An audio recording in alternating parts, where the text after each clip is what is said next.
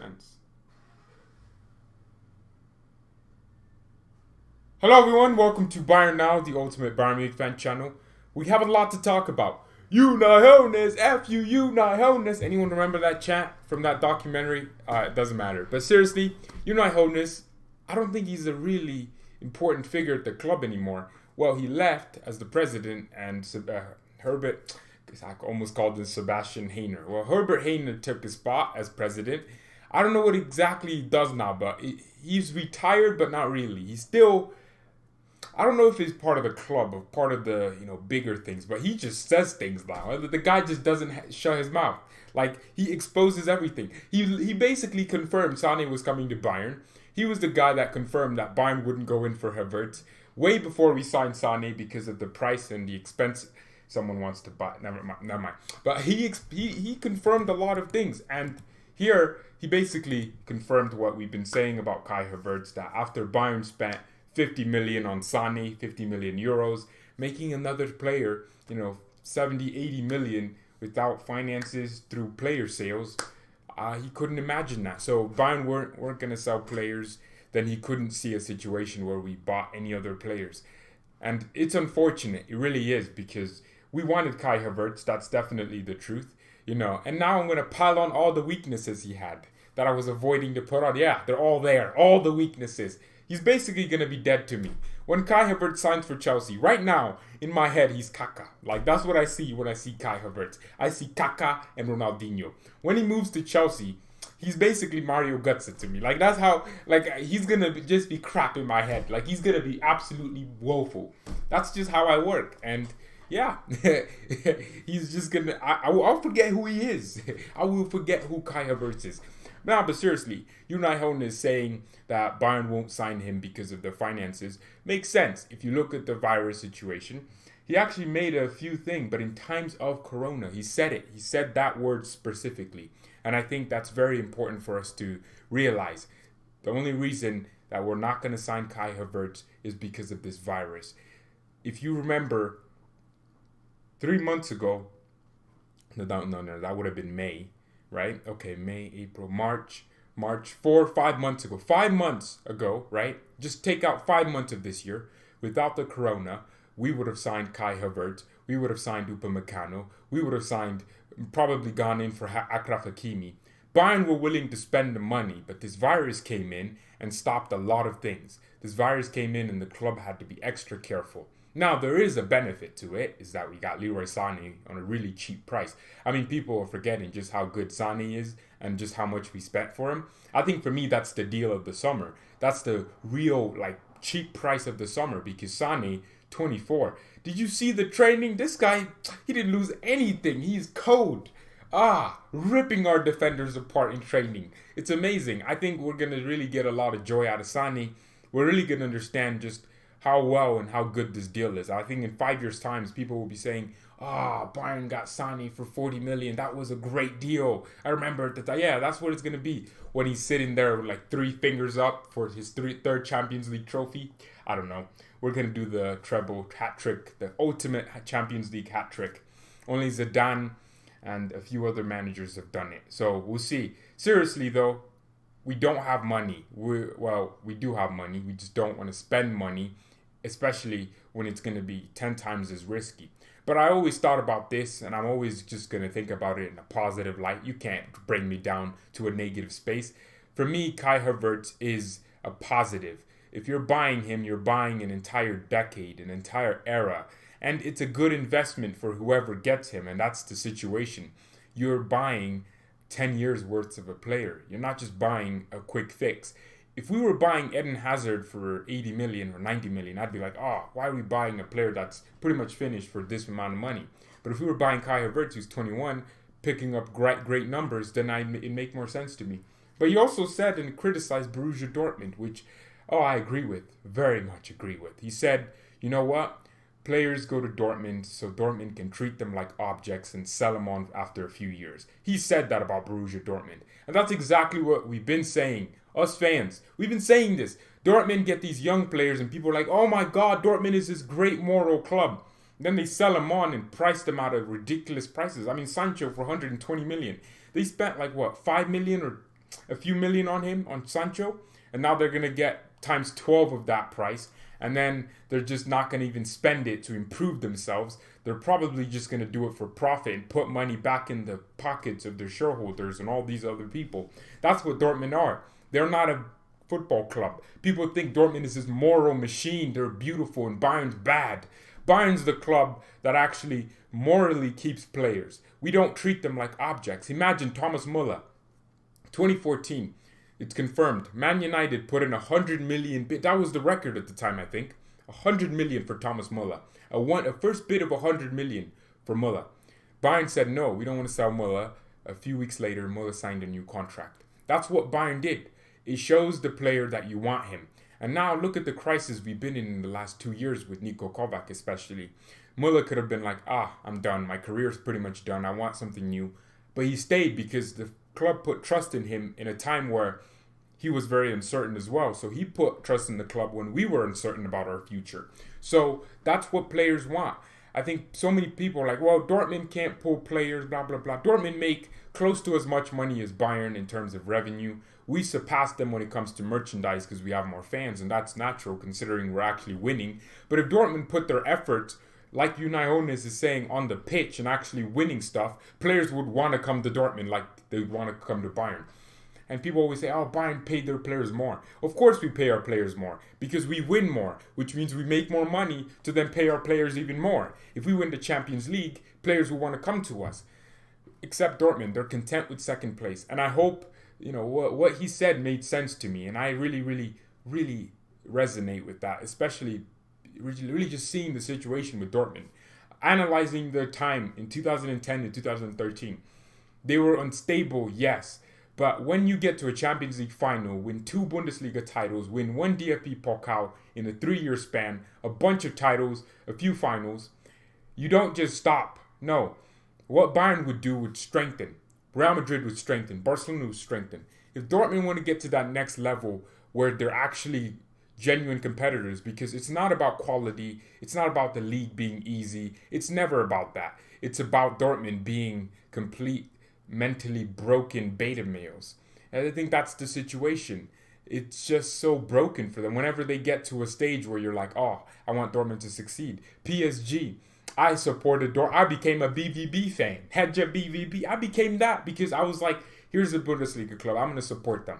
They went, got 2-1, and I'm excited. I'm like, okay, all you have to do is not concede. Just maybe win or draw at the Parc des Princes. But guess what they do? They go in and bottle it like so easily. They're so easily shaken, Dortmund.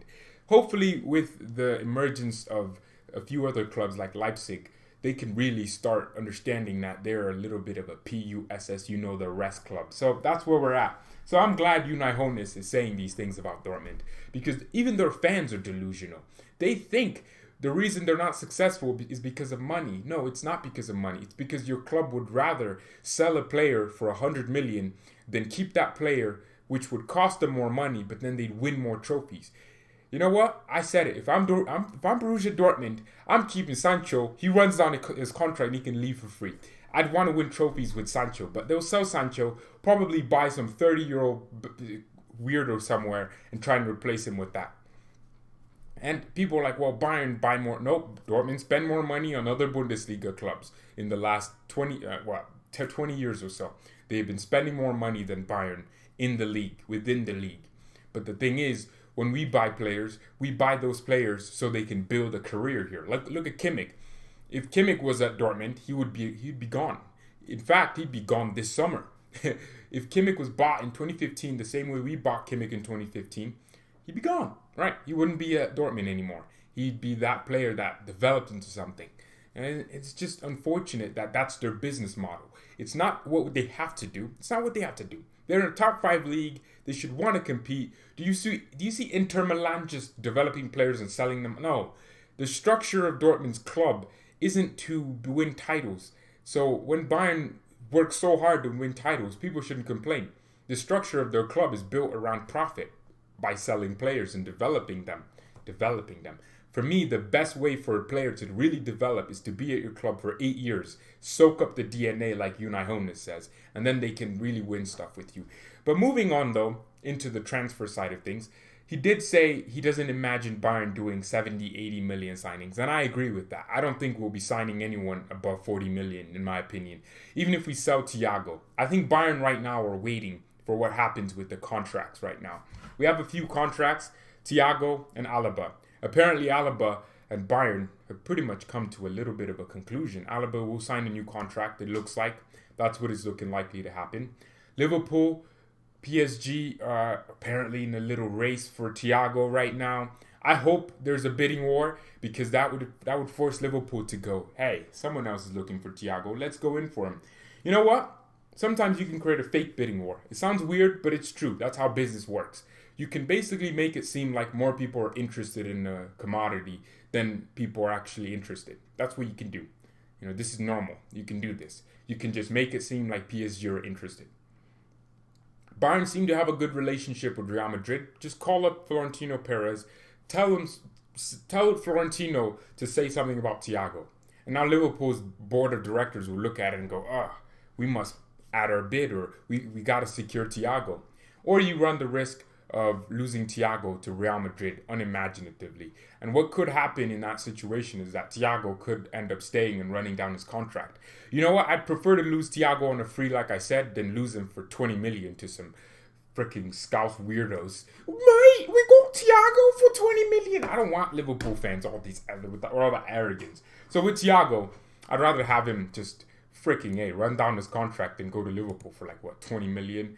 That's disgusting. I mean, the way Liverpool run their show is just weird to me because you're one of the richest clubs in the world. Like, no one's going to believe you when you say things like, we don't have any money, because we know you do. You won a Champions League. Not saying winning the Champions League automatically means you're one of the richest clubs in the world, but it also should condition you well in the financial side of the business of football. So Liverpool saying they have no money is really, really dull to me. I think they do have money, they just don't want to spend it. But you know what? I think with Bayern missing out on a player like Kai Havertz, I think it's going to be... Okay, I mean, look, here's what I said before Chelsea were linked to him, right? I wanted Kai Havertz, but I said it. I mean, if you go watch the video from months ago, 3-4 months ago, right? This was in April. I said, you know what? Kai Havertz would cost a lot. 100 million for a player that won't be starting is going to be a lot of money. That's what I said. And then Chelsea were linked to him, and then that's where I was like, sign him now because we don't want to lose out on him, because I knew Chelsea would have the money. But the situation with Kai Havertz for me now is, you know what? If the club don't see that, we need to go above and beyond. Because Kai Havertz wouldn't walk into our team. He wouldn't. Muller's too good. We also have Gnabry, Sané now, right?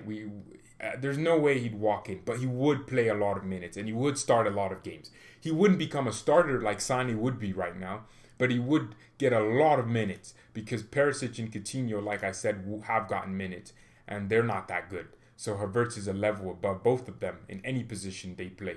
And therefore, Havertz would get a lot of minutes. That was kind of my point with Kai Havertz coming in this summer. Basically, just so we couldn't lose him out. And now we know Bayern won't go in for him this summer. Whether he goes to Chelsea is up to Chelsea and Leverkusen. So now I'm in a situation where I'm like, you know what? I trust the board. Over the last year, some excellent business. They brought Lucas in.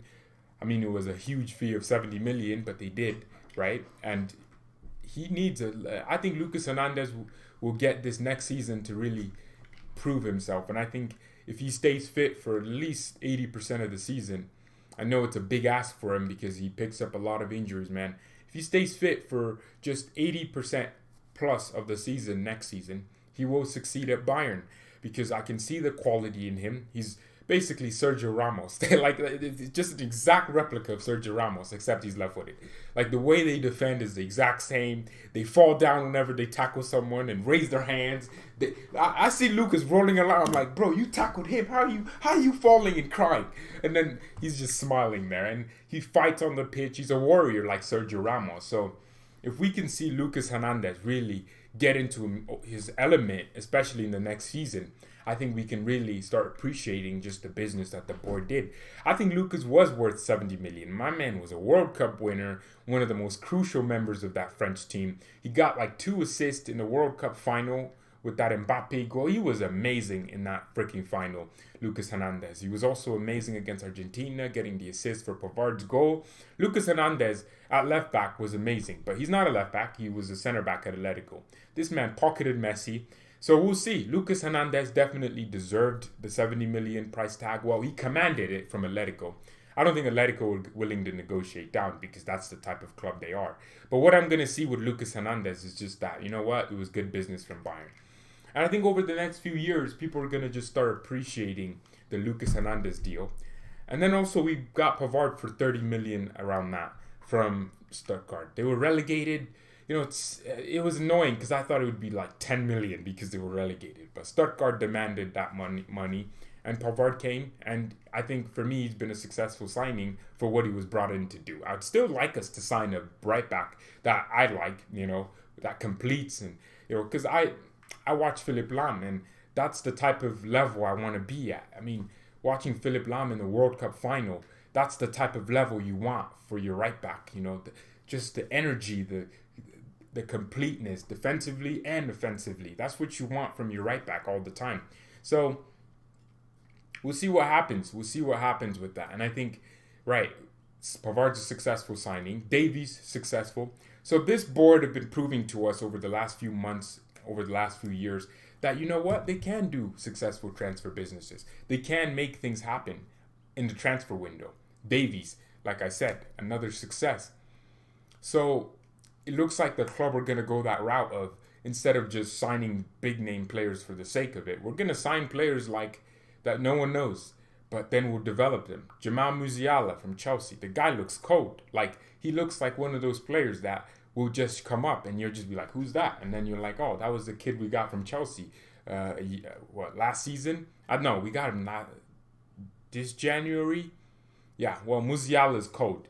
Right? People are going to be like, oh, who's that Cam? Where did they get that attacking midfielder? Did you watch this training? I think, you know, when he came on, scoring 2 goals in Bayern 2, the kid did a little La Croqueta in like the first 15 seconds. And you're just there like, you know, that's what we want. We want that from our youngsters. And I think, of course, we do understand the importance of the Bayern campus and utilizing them to their maximum potential. But we also have to focus on the transfer window to be proactive and get backup. Some people are saying get versatility. We are a versatile squad. I understand that. Alaba can play midfield. He can also play left back. Lucas Hernandez can play right back, left back, center back. He could, damn it, play midfield as well. Pavard can play CDM. He can play center back. We have a versatile squad. That's what Bayern have always been good at, versatility.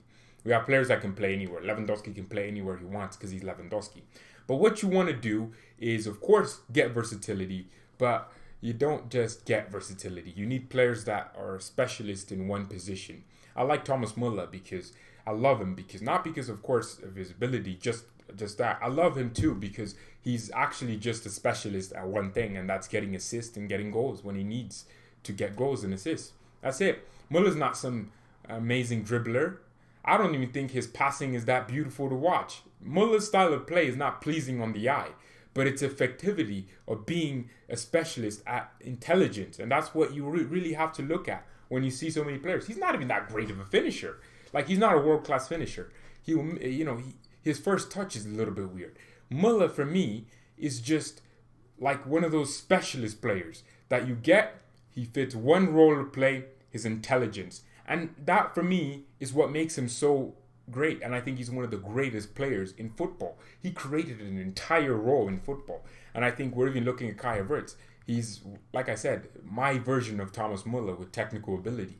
That's it. That's the only thing. He scores goals that Müller did when he first came through, right? He scores a similar type of finishes, getting on the end of a cross, right? But now Müller, getting a little bit older and slower, he's now getting the assist. So that's the situation we're at. And I think that, you know what, Bayern's transfer policy makes sense to me because it's the reason why we're 16th for spending since 2000. I think Dortmund has spent more money than us, technically. But then we are first. Well, we are in the top 4 for revenue made, right? We're closing down on Manchester United very quickly, right? Barcelona, Real Madrid are always going to be clear because of Messi and Ronaldo in the Champions League. Yeah, Real Madrid are always going to be making a lot of money. But, I mean, this decade, last decade was Bayern Munich's decade to be winning. I mean, we lost 3 Champions League finals, unfortunately, right? And, well, 2. And then we won 1. And then we never got to a Champions League final since 2013. That's unfortunate. This could be a real opportunity for us to get to that next level. And it could help us in the transfer window. Because players, as much as people hate to think about it, go to clubs that are winning. That's it, you know? Where would you go if you were like an Aubameyang and you wanted to leave Arsenal, who aren't going to be ambitious in the transfer window potentially? Where do you want to go? You want to go to your Bayerns, your Real Madrids, your Barcelonas, because they are going to provide a stable environment, a winning culture, and a philosophy. Look at Barcelona. As much as they're in debt right now, they're still trying to be winning. They're still trying to rebuild. Like, it's like they want to continue to be at the top. They're still buying players, even though they're broke as hell. And Bayern, we bought Lucas. We had one season where we were crap. Kovac. We weren't good. We shouldn't have won the we shouldn't have won the Bundesliga last season. Last season would have been this year, but the season before that, it was just a Dortmund bottle job. That's what it was. If you look at it, it was just a Dortmund bottle job. The Pokal final we won. That wasn't even like a win for me. I like everything Kovac did. That was okay. Even the Spurs game, we won 7-2. I still felt like we were crap. Like that's just how Kovac made me feel every time we won. I felt like there was something missing. The players were unhappy. So for me, it's just, even when we did win, we still strengthened. We still got Lucas, and I'm proud of that. I'm actually very positive about that. And thinking about the Champions League, it's returning sooner rather than later. The Champions League is coming back, guys. I'm doing good. Thank you for everyone that's tuning in. I'm doing good. We'll get through to the comments in a second, but I have to really talk about the things that I want to talk about. So we're 5 days away from Bayern playing Chelsea, right? It's the 3rd of August. You can live in a different side of the world. It could be the 4th for you. I don't know. I don't care either. But we're also 4 days away on a Friday, for the Champions League. I don't know what we do around that. I think it's going to be interesting to see what happens, especially because it's the Champions League. I think it's the most important club competition ever. I mean, you just think about it. It's the bragging rights. I mean, if you win the Champions League having beaten Chelsea, they can never say a thing about 2012. Like, because you beat them to win your 6th Champions League. Like, they can never say it. And it's not even a thing where we care. Like, I think it's like a guy shooting a gun at the sun. That's what Chelsea, when they say 2012, means to us. Because it means nothing, right? We lost at our own stadium. Do teams not lose at their own stadiums? Bang, right? That's like a guy shooting a gun at the sun when Chelsea fans say 2012. But if we win the Champions League, beating you in the way we did, let's say 4 goals at the Allianz, it probably will be like a 2-1 or a 1-1 draw. I feel like it's going to happen. Like, we'll probably win 3-1. And yeah, it's still going to be a big, big win. And we go win the Champions League in what would be the hardest campaign, in my opinion. Because look, I mean, there's no fans, no pressure. The players it's my 11 against your 11, my tactics against your tactics. You look at Liverpool. Liverpool's 11 got exposed because if you look at how they play off the crowd, off the adrenaline. They're a very physical team for a reason because they're not that technical. Is Henderson better than De Bruyne? Hell no. But he got Player of the Year because he just brings that captain and that energy. Is Wijnaldum better than any other midfield? Not many midfielders. Is Wijnaldum better than Xhaka at Arsenal? No. But it works, and that's the thing. You look at Liverpool's midfield and you compare it to other teams. They're better. Like, Man City have a better midfield. So do Man United. It's just how it is. So you're seeing how teams are getting exposed in this Champions League, no fans, because it's just the best quality. I think we've seen the best football without fans. I'm seeing Arsenal doing tiki-taka at the edge of their own box when in a normal scenario, you would have been seeing a nervy stadium. But I'm looking at it, and I'm actually very positive about Bayern's chances. Or I've been positive. I think people called me overconfident. But then they've also called me hopeless. Yeah, hopeless. Like I feel hopeless. Well, I think my opinions on Bayern change on a daily basis. Well, that's true. I'm a flip-flop, as they call it, right? My opinions on players change on a pretty much match by match basis. Like, if you're crap, you're crap. If you're good, you're good. That's how my opinions shape up. Like, there's no way I'm gonna hold one opinion forever. Like, I think we're all like that. I'm a reactionary person. I can't lie.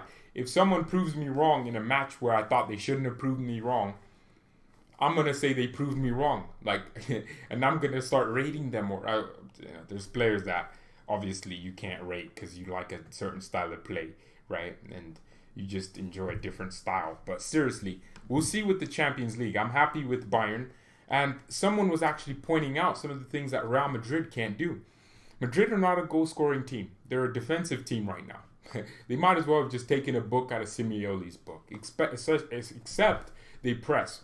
That's what Real Madrid do. And for me, Real Madrid are the biggest threats that I'm scared of. Like, I would be scared to play Real. Under Zidane, too. I was watching the halftime talks that he does. Man, the little instructions. But this guy's not even that tactical. But his instructions and the way he portrays himself to his team, like an alpha male, just tells his players what needs to be done to win it. And he's been there, done that in all scenarios. Been there against Juventus 2017. Been there against Liverpool 2018.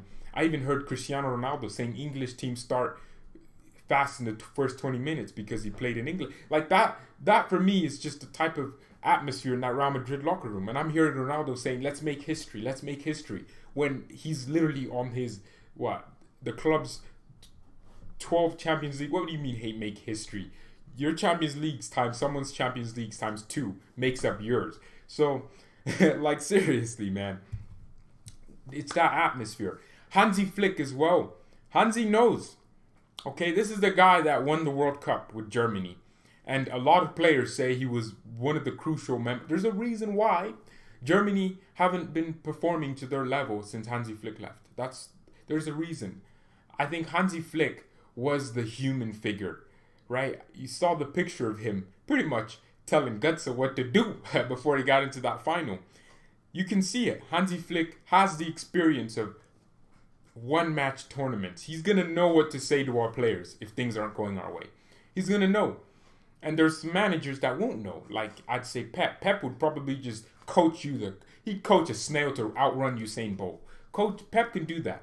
But I don't think Pep is the type of manager to come to the sideline, walk into the dressing room, say something to his players that makes them change their mentality and win the game. I don't think he's that guy. He's the guy to coach you to win the game rather than advise you what to do or just, motivate you. Like, he's not a motivational coach. And I think Flick is tactical, but what I've noticed is I feel like he gets along very well with the squad, not because he's like some nice guy, but because he's giving them a winning philosophy, something that they're doing that's working. And that's always going to resonate well with your players, especially when you have so many big egos in your dressing room. You have a lot of big egos in that Bayern dressing room. Right. Stamford Bridge is the worst. Wow, we're already talking about that. Hansi Flick sausage coach name. Hansi Big D Flick. This is a Bayern channel, isn't it? Don't Chelsea have a channel? Pep will say, sit down, no one talks. Sit down, no one talks. But, you saw Zidane in that 2017 thing. Zidane came in, was like, tieno muchas agresivo. Like, he just said, we need to be more aggressive, right? Un poquito más aquí, un poquito más. Marcelo y Dani, un poquito más aquí. He's just saying, get up higher, right there on the pitch. Be more aggressive in the defense. Defend in packs. Zidane, man, code manager. Sometimes when you have ballers like Thomas Muller, Robert Lewandowski, Alphonso Davies, Kimmich, Goretzka, you have Gnabry, you have Neuer. You don't need to tell Neuer he needs to come sweep and keep the ball. Nah. Sometimes you just need to tell Manuel Neuer, hey, just be happy today. You just tell him. He'll put a smile on his face and he'll give his all on the pitch. So you don't need to tell Lewandowski where to be to score a goal. The kid knows. He's not a kid. He could literally be my dad. The guy knows because he's twice my age. 32, 17. Exactly. It's twice my age. No. I just thought about it. No, that would be 34, right? So less than twice my age. But he could still be my dad if he had a kid when he was like 15, which is very unlikely. But Lewandowski does what he wants, so he could still have a kid when he was 15. That's true, right? Dang, that means I'm Anna Lewandowski's son. Okay, I like that. Do I know how to do karate? Seriously, sometimes you don't need to tell players some hugely, tactical thing to change the game. Just tell these ballers, just go ball. Just go do what you've been doing since you were 5 or 3 years old. Just go do that. I mean, I could have been professional if I wanted. Well, I'm serious. I grew up playing every single day. And I'm one of those playground players. Like, I'm really good in the playgrounds. But I think I didn't develop my just my playing with other people. I'm a really individual person. That's the truth about me. I really like touching the ball more than everyone else. It's not that I don't play. I'm actually weirdly mixed where I want the ball. They called me a ball hog, okay? And what that means is that you like the ball a lot. You want to hold the ball. You want to do things by yourself. And that really makes it hard to play around you. And I had to come over that in the last few years playing in a team. I had to really get over that hurdle. But one thing I learned is that these players, especially players that are playing at the pro level, they've been doing it, playing in a team since they were 3, right? So they know how to play with each other. I didn't play in a team. We played in a playground, right? That's where we are.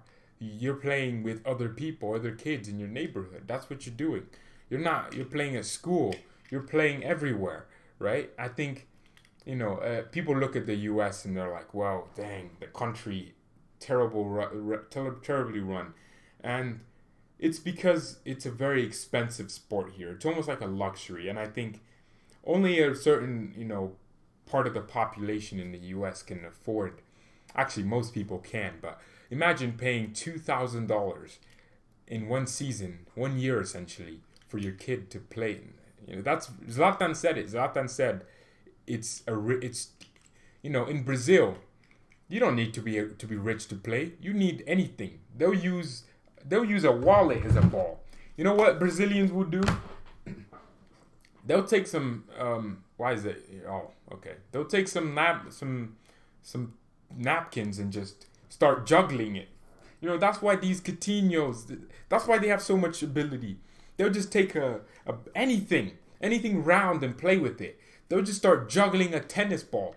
That's why Ronaldinho just can do anything what he wants with a ball, because this kid can do it with a tennis ball. I'm seeing Brazilians do things that no one's really seeing. And I'm sure everywhere you have pitches all over Europe.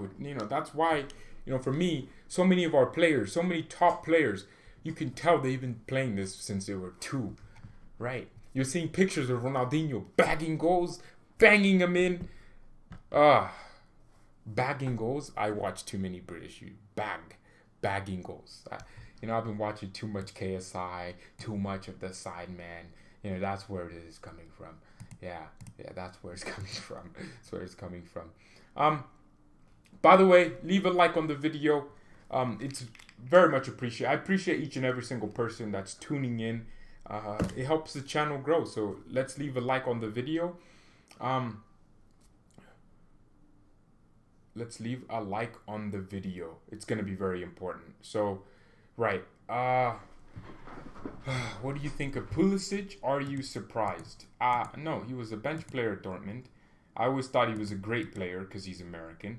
But, right. Okay.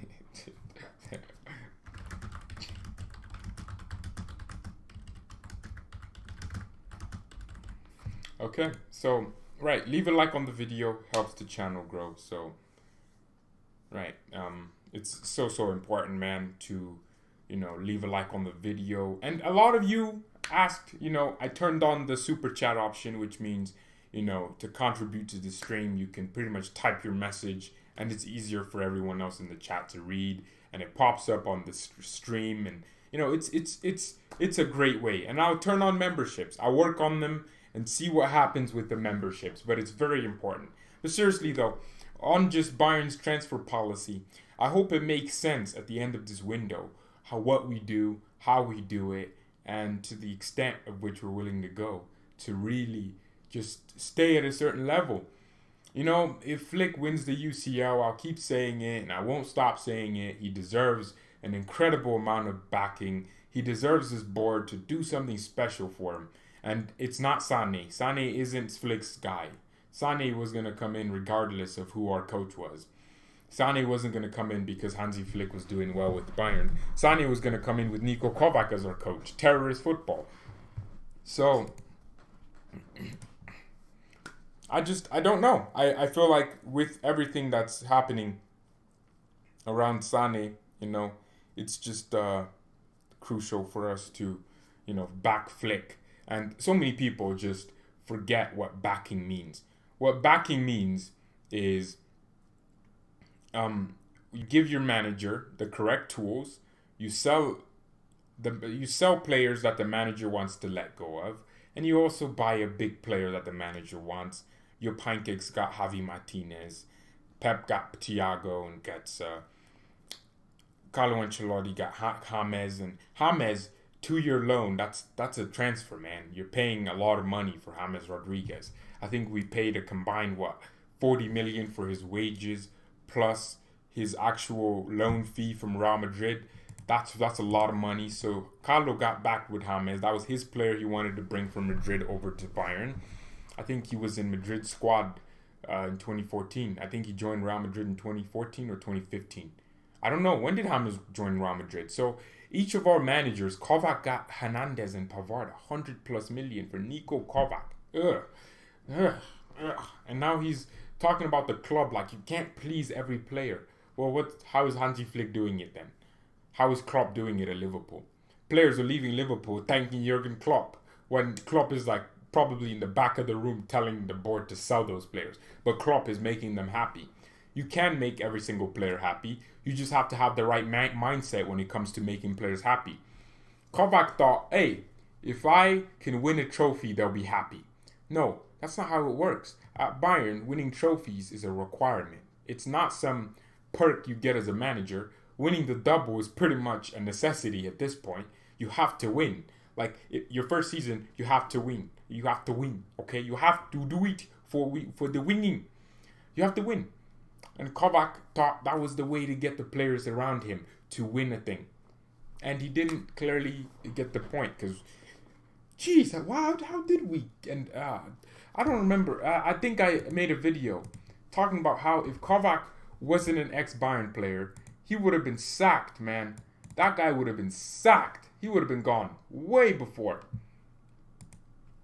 Way beforehand. And I think that's the situation. So,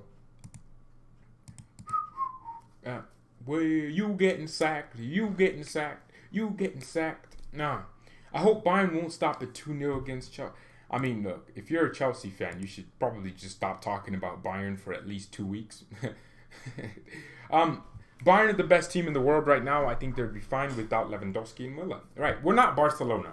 People have to realize that. I think a lot of people think if we lose Lewandowski, Lewandowski for me is a great player. He's one of our best players. But I wouldn't say without Lewandowski we don't win. We won 6-0 without Lewandowski against Hoffenheim.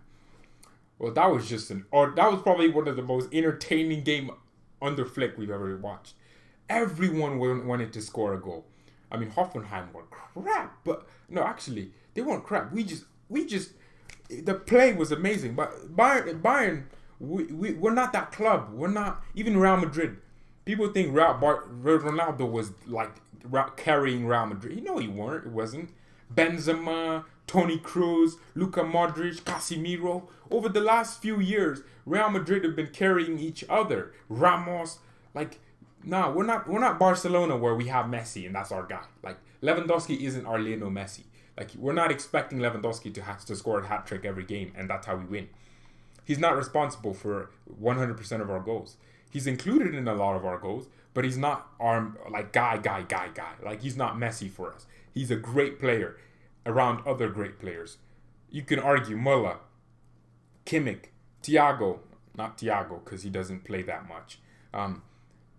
Alaba, Neuer, Davies. these are some of our best players. I wouldn't say Gnabry because he's highly inconsistent when it comes to the normal games. He's just really good. Right, and I think, people just look at Barcelona and they say, okay, Real Madrid, Ronaldo, even though for me, Ronaldo wasn't just the best player at Real Madrid. There was other players around him that were also as good.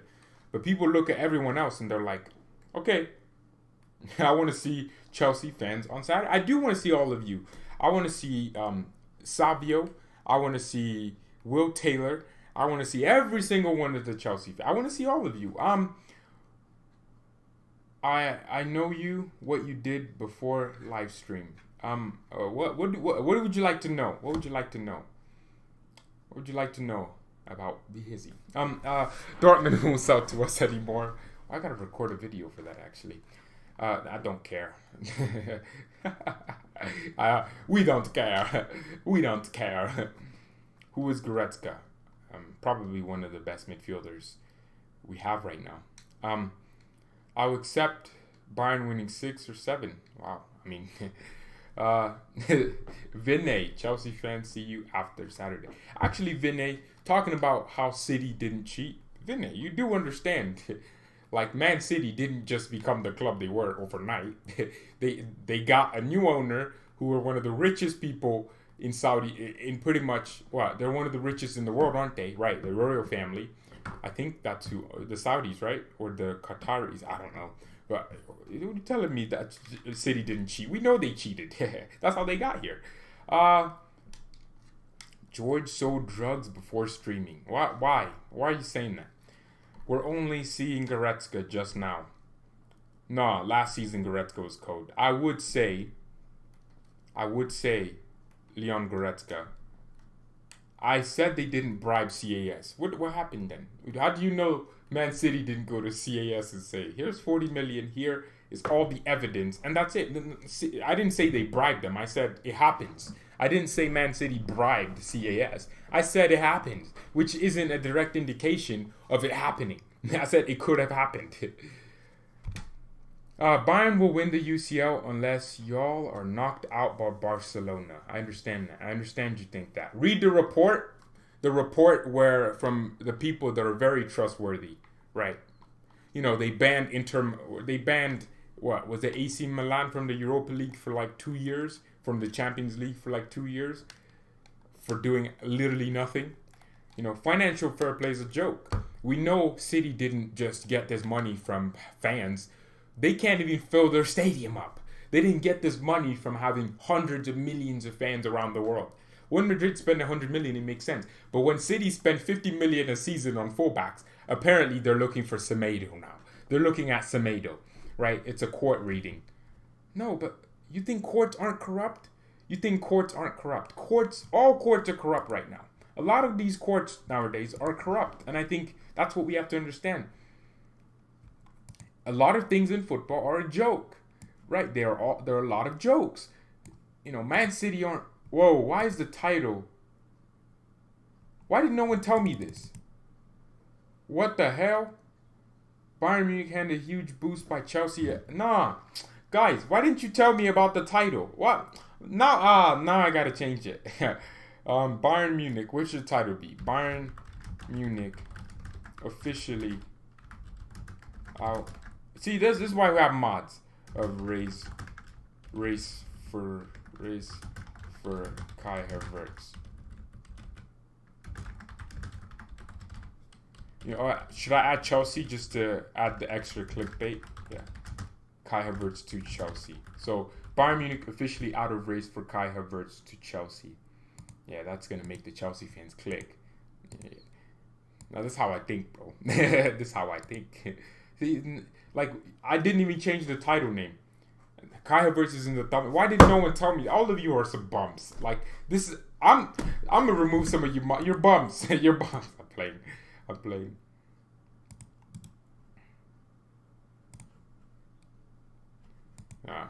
Hey, what would you guys do if we signed Heung-min Son? I'd love him at Bayern. He'd make the South Koreans, even the North Koreans go happy. They'll go crazy. Seriously, Heung-min Son would be amazing, wouldn't he? What's your take on the Ballon d'Or being cancelled? It's sad, it's unfortunate. We made a video on it, and Some people didn't like the fact that I called Messi a dwarf. The Argentinian dwarf and the Portuguese F-boy. That's what I said. I said what I said. Thanks for correcting our content. Kaj, you can't even spell the name. I can't talk to you. We have reached 75 viewers. Must be a record. No, it's not. We've been at 500 before. So, not for the daily show. Of course, the transfer shows will get less views and less interactions because people don't care as much. Well, of course, when it happens, everyone's like, we care now. We always thought he was coming.